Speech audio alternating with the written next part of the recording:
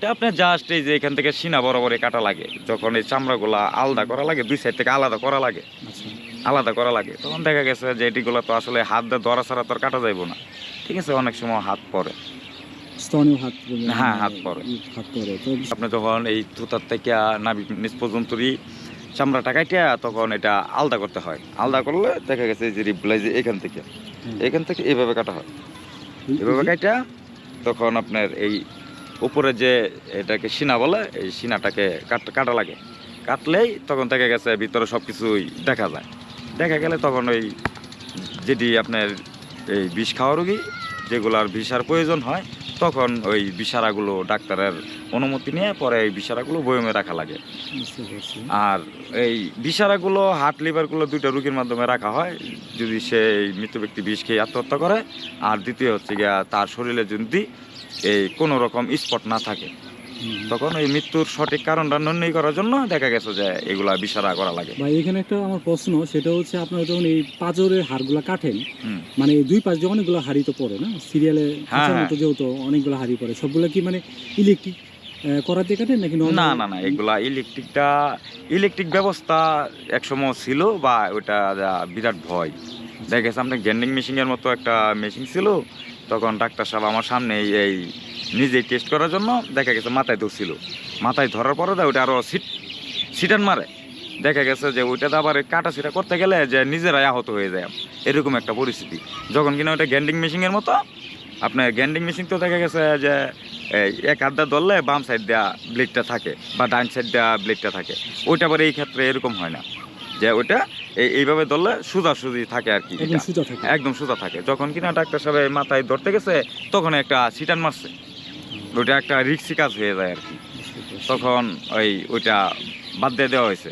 আর মাথায় যখন সিটান মারছে, আর এটি হচ্ছে নরম জিনিস, যখন দেখা গেছে আপনার এই গ্যান্ডিংটা ধরবে বা এই ছাটনিগুলা কাটবে বা রিটগুলো কাটবে, তখন দেখা গেছে রক্ত থাকতে পারে, রক্ত থাকবে, এটা স্বাভাবিক। মৃত ব্যক্তি রক্ত থাকবে, মাংস থাকবে, তখন এটাতে কাটলে এটা তো চতুর্পাশে ছড়ানো, হ্যাঁ হাই স্পিডে ঘুরে, তখন দেখা গেছে রক্ত হয়তো শরীর মাইকা যাবে, না তো ওই যেখানে পরিবেশটাই হয়ে যাবে, এই তখন আর কি ওটা বাদ দেওয়া হয়েছে। সালাম ভাই ছোট করে জানি, সেটা হচ্ছে আপনার এই কাজটা করার সময় এই যে আপনার পাঁজরগুলো কাটেন, সেক্ষেত্রে তো মহিলাদের স্তনের দিকে যাইতে হয়, সেক্ষেত্রে এটা আসলে কাজটা কতটুকু মানে বিবৃতিকর বা বিবৃতিকর, মানে এটা সম্পূর্ণটাই একটা বিবৃতিকর বিষয়। এই যে আপনার তো আগে কয়েকটা ভিডিওতে বলছি যে যদি এই মহিলাদের জন্য মহিলা আলাদাভাবে রুম থাকতো, তাহলে হয়তো যে আমরাও চোখের জিনা থেকে বাইসে যেতাম, বা সে তো একটা মৃত ব্যক্তি।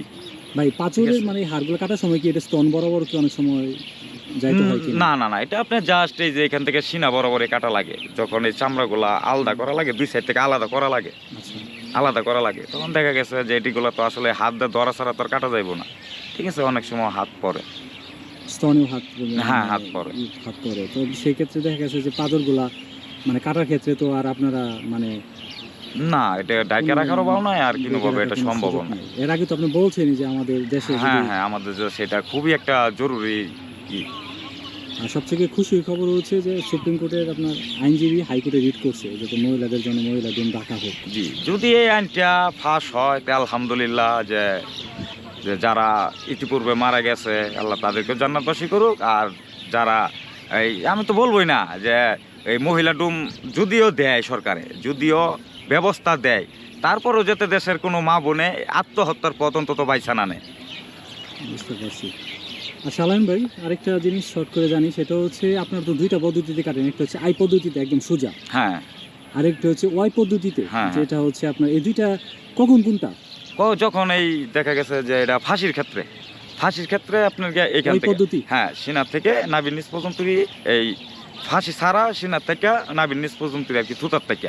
আর যেটা আপনার এই ফাঁসির জন্য প্রযোজ্য হচ্ছে সিনার থেকে এইভাবে ওয়াই পদ্ধতিতে কাটা লাগে আর কি। তার মানে ফাঁসি ছাড়া হচ্ছে আই পদ্ধতি, আর ফাঁসি হচ্ছে ওয়াই পদ্ধতিতে কাটতে হয়। আচ্ছা আলামিন ভাই, এই আপনার গর্ভবতী মহিলাদের যখন লাস্ট স্টেপগুলো কাটেন, তখন সেই ক্ষেত্রে তো আপনার বাচ্চাগুলো পেটেই থাকে, তখন ওই ক্ষেত্রে আপনাদের মানে ওই বাচ্চাগুলো তো এটা কি জরায়ুতেই তো পান বাচ্চাগুলো না? হ্যাঁ, জরায়ুতে তো পাবে।